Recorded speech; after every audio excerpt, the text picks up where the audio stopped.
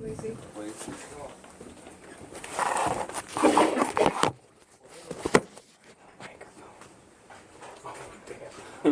it here? You just have to speak up. Alright. There you go. We can hear you. We can hear you if you speak up, I Alright. think. I didn't even know. My name is Elliott and I'm alcoholic. Let's get a moment of silence for the next suffering alcoholic, please.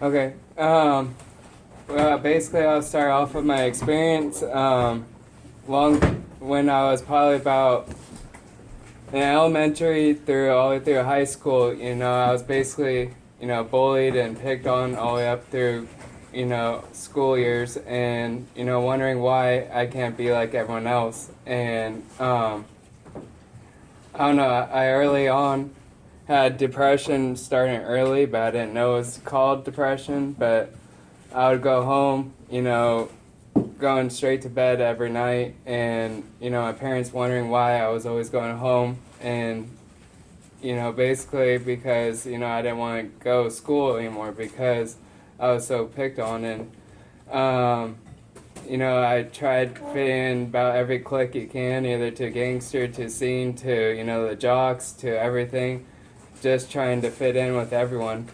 And I don't know, I guess I had my growing up when I was probably about 10 years old, I had to start, doing my dishes, cleaning the house, doing the laundry, take my sister to school. Well, we went to the same school for a little bit, but my parents divorced at the age of 6, and, I started, filming that ragdoll stage, and there was probably an empty space in between then, and I was in anger management by the age of 12.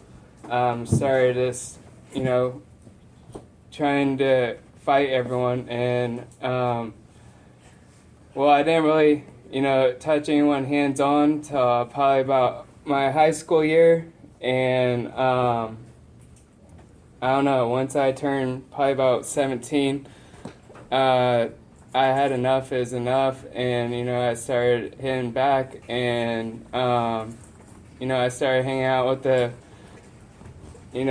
people that like to party. And by the age of about 17 and a half, I was already drinking at full flight and partying every night, and I thought that was life, and because I can drink a lot, and I thought it was cool. And I don't know, I had a lot of good jobs, lined up for me, working for Caltrans in California, and, I'd rather get high and drunk, and, that was my thing. And, I started, showing up to work then. I got a good job at Costco, too, and, I started coming to work hungover, drinking 3 hours behind, and probably went on for my races from then, and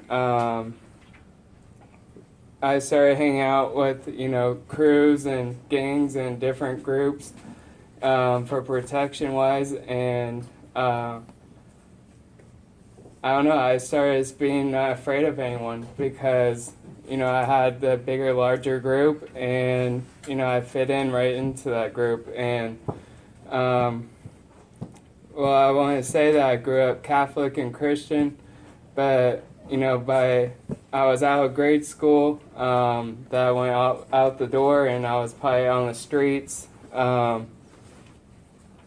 and I didn't really care anymore. And my mom said, I'm going to be like my dad, and like an alcoholic, and my anger and the same tendencies. And I told my mom, I can't be here anymore. I shut the door and I left, and I started hanging out with people that stole, fought, cheat, whatever, and that was my lifestyle and the chaos, and that's what I loved. I fed off that chaos, and basically, early on, I had the cops and the police, everyone on my side, and they basically enabled me. The cops enabled me, but they, I don't know. I just instantly thought I was like on top of the world because, living out in Southern California and on top of this water tower, sleeping under the bench, keeping warm. And, I thought that was the lifestyle. And, looking over the millionaires on one side and, I was basically middle class. But, because I was hustling and everything, I was making about $1,000 a day and, supplying parties and everything. And, I had nothing to show for it. And it came to my last blackout. I went on a blackout streak for probably about 2 years living on my friend's lazy boy chair. And I always had my fridge stocked. And, I was living off Taco Bell because I knew the supervisor. And at the end of the night, he gave me bean and cheese burritos. And, that's what I was living off of. And my last blackout, that was probably about a train wreck. I drank a whole handle myself, and I said, enough is enough, and I sat on a porch, and I said, please, God, just take my life. And I'm going to roll back real quick. I tried jumping off a bridge, probably about that year gap, about a year and a half, and I let my body go, and luckily my knees locked, and somehow I was just right over the bridge, and I saw a black soul jump out of my body. And I was there lifeless, and I was like, how am I supposed to get up? And sure enough, something like this to my shoulder, and I looked behind me, and nothing was there. And I knew my aunt was my guardian angel, and because I've seen, other ghosts. And, my best friend from second grade jumped at the same exact point, and that day I was in the back of, that canyon, and I was drinking, and I saw a helicopter go over, and I said, I know who that is. And he slipped from his mom's arms, and I just heard her scream, and I don't know, my dog died, and it was just the end of the world. And so I said, I remember waking up on my last blackout, and at 3 o'clock in the morning, I remember at 3 o'clock in the morning, and everyone's running crazy because saying I wanted to kill myself. And my friend, fiance, and her husband were watching over me all night long. And I woke up, and it was like blinds like this behind me, and I was on my lazy boy chair, and it was just like, you have a drinking problem. And right then I said, I think I do. And I didn't know what to do at first, but of course, these days, social media, we have Facebook. And my friend, had 4 months at the time, and we used to party hard. And, I asked out, and I said, where is the closest meeting? And I said, I need a meeting now. And I said, I don't even know what meeting is, but, I just want to quit drinking. And so she's like, be here at 7 a.m. At this point, that day it was probably about 7 p.m. And I took a 2-hour bus ride at probably 4:30, 5 o'clock in the morning. I was at the bus stop, and I got there. And I had no clue I was getting through, but that clubhouse was jam-packed, and there was probably about 100 people, 200 people in there, and I was just, nervous. I was like, do I go in? Or, that whole dilemma, should I go in the door or not in the door? And so once I got in there, I don't know why, but something told me to speak up. And I was sitting at the edge of the table, and I said, I'm done. And I said, I don't know how to live anymore. I remember I was crying, and I was just broken. And, after that meeting, I went out and smoked, and there was probably about 10 guys that came up to me, and they're like, my name is Bill, my name is this and that. And I was just like, well, what am I getting myself into? Like when you first come in, everyone looks like wolves, and you're just like, well, what the heck am I going to do? And, well, one of my friends I used to fight with and everything, and I was just like, here we go again. And, he came up to me, he's like, we're going to do amends, and, I'm sorry for everything what I done, and let's just work together. And, he said, if you don't share, you don't grow, good or bad. And, that made me feel comfortable. And then a few other people that from my past were in their rooms, and we went to Huntington Beach. It was the biggest surf competition that I went to every year at the U.S. Open. And I remember walking halfway down the, downtown area in Huntington Beach and shaking. And, I was so triggered, my old places, that what they say is you should change. And, well, luckily I was with people that were sober, 6 other, people, and they said, we're going to leave. And, they took me right out of the back alley, and we drove to a sober party. And I was like, what the heck is a sober party? But, and, well, I walk in the rooms, and, they're playing games over here, and then I walk in through the backyard, and they're having a bonfire and making s'mores, and then, there's the old-timers. And, I instantly got nervous still because, I didn't feel comfortable in my skin yet. And, I basically sat down, and this guy was talking about, like, we're like flowers. And I was just like, I don't know about this guy. He's talking about, like, we're like flowers in here. And, basically it's true, though. When we first come in, we're a little bit rough, and, we just need to pick those weeds. And then we blossom like a sunflower. And, I didn't get that then when he came in, and I thought that guy was a little bit crazy. But, I talked to, old timer for probably about 2 hours then. I sat down, and he said, I can relate to you. And, no one really took the time growing up to, just let me talk and what was going on, and that broken and everything. And sure enough, he was my grand sponsor then, and I asked to be, sponsored. And I didn't know at first what a sponsor was. Everyone's like, what's a sponsor?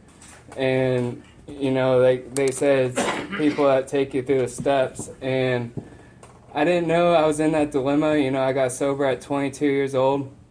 And I was like, do I still want to drink or not? But I knew I was at my bottom. And, my first sponsor, he took me through the 12 by 12. And, I was still coming out of that fog in that first 30 days, and I barely remembered it, but my best friend, also from childhood, outside a meeting, we were talking one night, and she said that, she wanted to do suicide. Or she wasn't saying it, but I knew what was going on. And I didn't hear her. And, I told her, basically, let me take your keys. And, well, I was supposed to make coffee with her the next day. And, well, she was in a coma for probably about good, few months. And I got a call saying, come to the hospital now. And so I show up there. She has breathing tubes, and she couldn't walk or anything. Well, that night, literally 5 minutes after I just spoke with her, she rolled herself off a cliff, and I guess she had another substance in her. And, I was like, this is how sobriety goes. I'm already losing people. And at that time, I was probably about the 5th step. And I went in there, and, she said, sit in the bed with me. So I sat in the bed. But because you guys, work in the steps, finding that higher power, and, writing on a notebook, and she was like, why are you so happy? Or why are you smiling now? And I said, I found a higher power. And, I found the program. And, she asked me, she's like, I don't believe in a religion God anymore.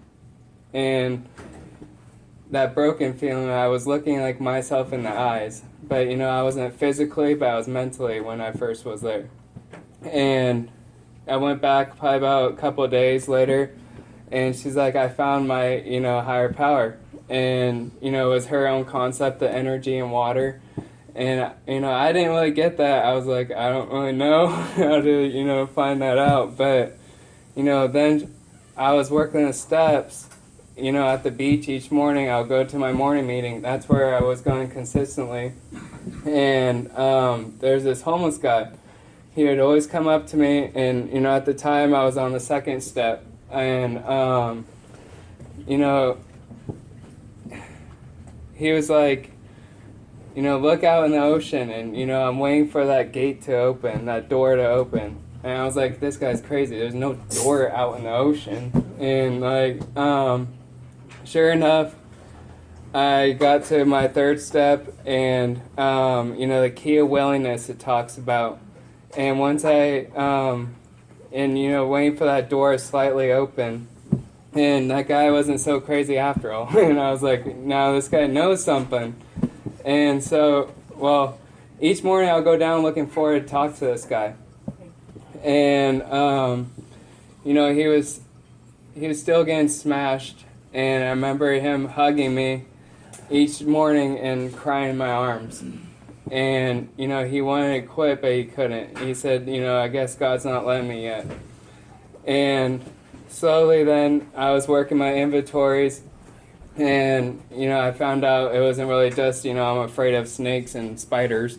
And so, I don't know, my biggest resentment I had was towards my stepmom. And, she physically and mentally, abused me. And physically, I was just so messed up from it. And,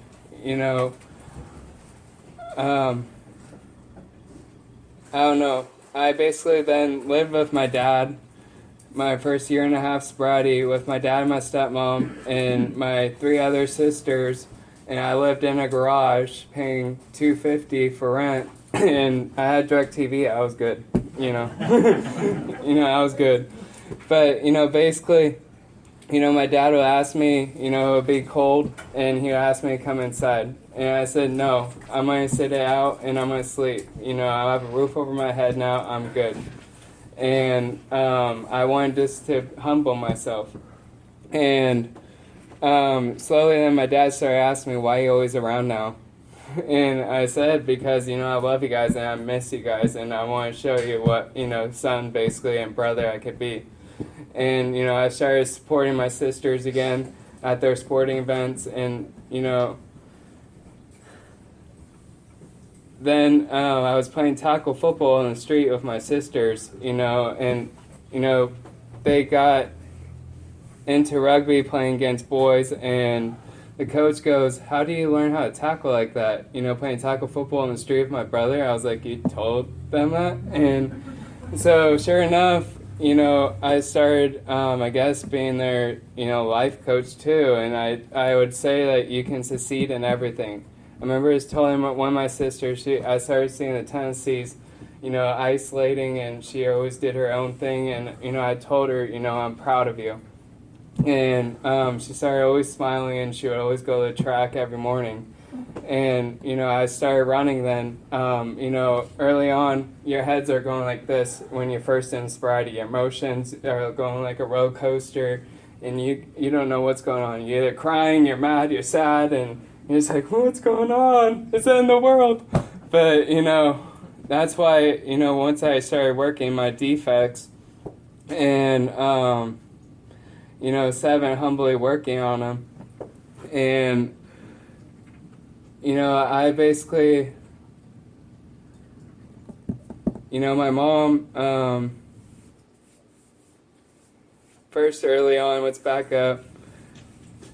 I told my mom I'm sorry. I walked out of a meeting and I heard about amends. And I knew, I just went straight out and called my mom and I said, I'm sorry. Well, she said, you're a loser, you're just a scum. And, she basically blamed every book and what you can do. And I said right then, I'm tears in my eyes. And I said, I'm done. I'm done drinking, I'm done everything. And, I'll take the action, I'll show you. Well, once then I got to, my amends, I asked my sponsor, what should I do? So he said, just go over to your mom's, just ask her if you need to do a chore around the house. So I started doing a chore around the house. And then that turned into her making dinner every Sunday. And basically I got a get well job with 7 other alcoholics at a car wash and 7 other guys. And, every morning they would read the big book. And I'll be like, what the heck are you guys reading? And they let me do my own thing, at first and, feel the ropes. And, 86 to 88 was what my higher power when I first came in here.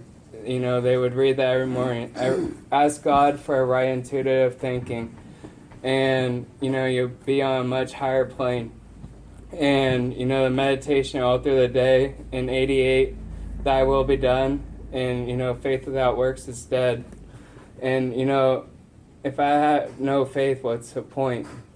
Well, I remember I was hot-headed still, and this guy said something to me, and I got ticked off, and I want to go full fight. And so I started running. Next thing you know, these 5 guys just threw me down on the curb, and they said, read 417 in the big book. Acceptance. Accept the things I cannot control. And, on one of the last paragraphs, on the second paragraph, it says, if I find something unacceptable in me, it comes down to me, basically. And, acceptance, I remember finding that at my 13th month, and, I started coming to. Well, going back to that homeless guy, I was then at my 12th step, and he gave me a hug, and he said, Elliott, I'm getting sober. And, he gave me those eyes, and he said, I'm moving up to Northern California. And I didn't see him ever since, but I heard, I went back then from California here, and I got, make amends to this cop that, he was there for me, but, I didn't want to hear it, and I gave him a hug. And I said, you helped me all this long, and I just want to say thank you. And, I broke down in his arms. And he said, I'm blessed that you got sober, basically, and your friend's still down in the canyon, homeless. And I went down looking for him, but I got to find him, and I bought him Taco Bell. Going back to that Taco Bell. But, I then didn't see him I think that hopefully he got sober. He found a higher power.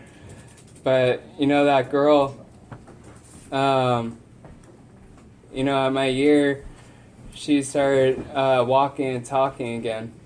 And, that started showing me hope that there's a higher power working.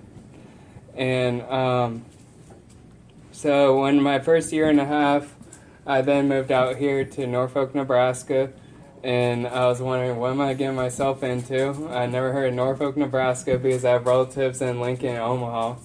But I remember when I first came in here, walking in this door, and I was like, I need a meeting. I'm shaking. I just went through a blizzard at March, 2012, and driving out in my Honda 01 and pulling over to at Lexington, and calling my mom saying, I don't know what am I supposed to do. Should I still drive? And the snow's up to my hood, basically, and I'm still driving, and I don't know. I basically then, once I needed a meeting, and my very first meeting, Larry was here. It was Larry and this other couple, and never seen the other couple since. But, Larry was there, and he welcomed me with open arms. And then, I don't know how, but I met Marsha. And, you showed me around, you showed me the one side meeting. And, I started going there continually. And I was working at Great Dane at the time, factory work. And, I had a living. I started working the steps then with another sponsor. And then I found Boise. and he's been my sponsor for 5 years now. And I don't know. I've been through a lot of ups and downs, but each year it seems like my hope's growing. And, I found a job at Great Dane working, I was working 90 hours a week, and I started dropping my meetings again. And, my depression hit, and I would cry, and I would go over to Boise, and I said, I need help. And, that was basically, I was a workaholic. I just love working. That's all I did. And, I don't know, I started working, steps with him, and I don't know, today, I'm just really grateful that, I had another bottom that basically in my 5th year, I injured my shoulder and didn't know how I was going to get through because, because our defects, I got pissed off at my supervisor and, I was starting, because my feelings were hurt. And so I went off and I got let go of that job. And, I was crying and I was like, I want to drink. And I had, I had pills in one hand, alcohol. I was about to go into Casey's, and I called Boise and my sponsor, and he's like, don't do that, basically, and you'll be okay. And I don't know. I basically had a lot of depression going on, and I don't know. I started meditating again. And each day I would go to Skyview each night. That's where I go. Or the river, there's like 2 benches that V together. And, I would process it, what I was feeling, and I let it flow down the river. And, that's why I would just go out there by myself. And, I started running again and started playing disc golf and I started playing softball. And shortly then, once I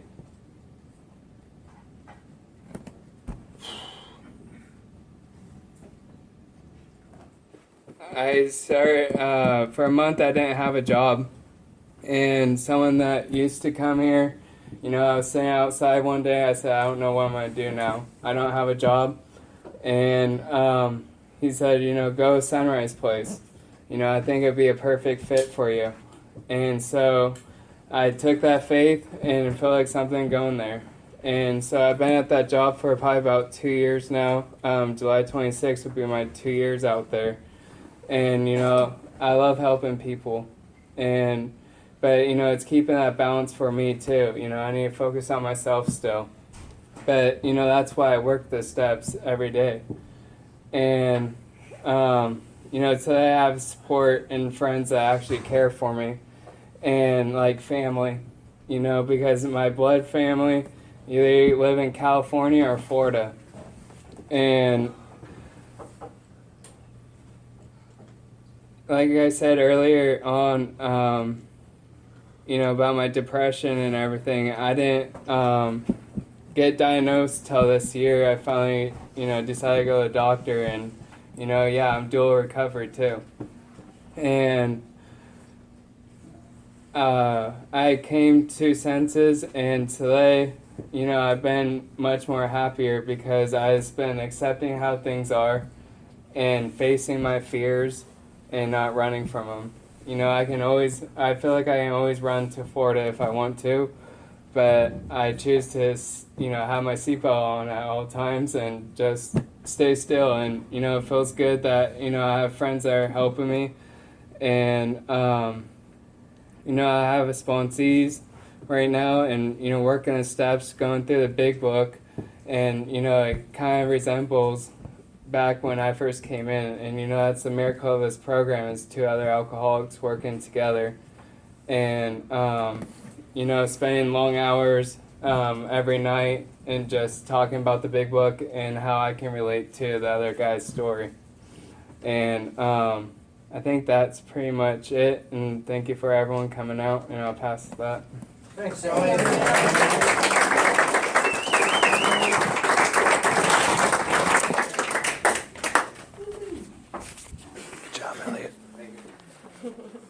we're gonna give him